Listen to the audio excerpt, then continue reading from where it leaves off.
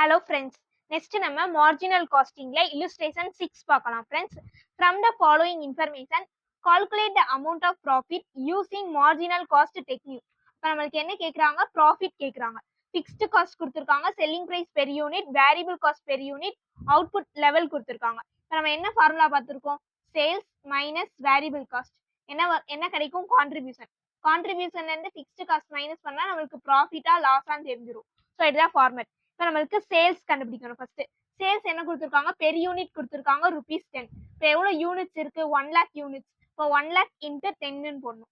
So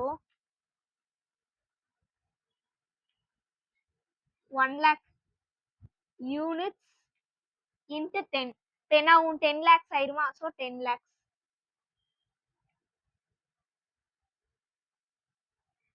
next variable cost என்ன கொடுத்துருக்காங்க? Per யூனிட்க்கு ₹5.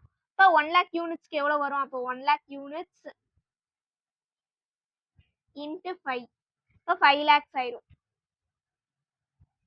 இப்போ ஃபார்முலா படி என்ன செய்யணும்? சேல்ஸ் மைனஸ் வேரியபிள் காஸ்ட்டை மைனஸ் பண்ணும். இப்போ 10 lakhsல 5 lakhs போயிடுச்சுன்னா பேலன்ஸ் எவ்வளோ இருக்கும்? 5 lakhs. ஸோ அதுதான் நம்மளுக்கு என்னது? கான்ட்ரிபியூஷன். இப்போ நெக்ஸ்ட் என்ன செய்யணும்? கான்ட்ரிபியூஷன்ல இருந்து ஃபிக்ஸ்டு காஸ்ட்டை மைனஸ் பண்ணுவோம். இங்கே ஃபிக்ஸ்டு காஸ்ட் எவ்வளோ கொடுத்துருக்காங்க? 3 lakhs. இப்போ 5 lakhsல இருந்து 3 lakhs மைனஸ் பண்ணோம்னா பேலன்ஸ் 2 lakhs தான் நம்மளுக்கு ப்ராஃபிட். ஸோ இது எல்லாமே பேசிக் சம்ஸ். உங்களுக்கு எம்சிக்யூல கேட்க வாய்ப்பு இருக்கு. நெக்ஸ்ட் illustration 7 பார்க்கலாம்.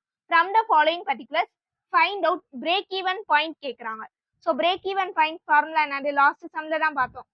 break even point in rupees equal to fixed cost into sales divided contribution.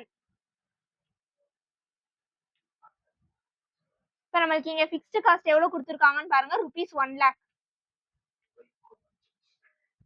Into sales எவ்வளவு கொடுத்துருக்காங்கன்னு பாருங்க. Per unit. இப்போ சேல்ஸும் பெர் யூனிட் இருக்கு, வேரியபிள் காஸ்டும் பெர் யூனிட் இருக்குன்னா நீங்க பெர் யூனிட்ல எடுத்துக்கலாம். 20 பெர் யூனிட். இப்போ கான்ட்ரிபியூஷன் நம்மளுக்கு கொடுக்கல, ஆனா ஃபார்முலா நமக்கு தெரியும்ல, என்னது? Sales minus variable cost. இங்க சேல்ஸ் எவ்வளோ? 20 மைனஸ் வேரியபிள் காஸ்ட் எவ்வளவு கொடுத்துருக்காங்க? 15. 20 மைனஸ் 15 என்ன வரும்? Contribution per unit 5 divided 5. இப்போ 1 lakh fixed cost, sales per unit 20 divided contribution 5. Answer என்ன வருதுன்னு பாருங்க. 4 lakhs. So rupees 4 lakhs. அவ்வளோதான். இப்போ illustration 6 and 7 புரிஞ்சுச்சான்னு பாருங்க ஃப்ரெண்ட்ஸ். ஏதாச்சும் டவுட் இருந்தா கேளுங்க.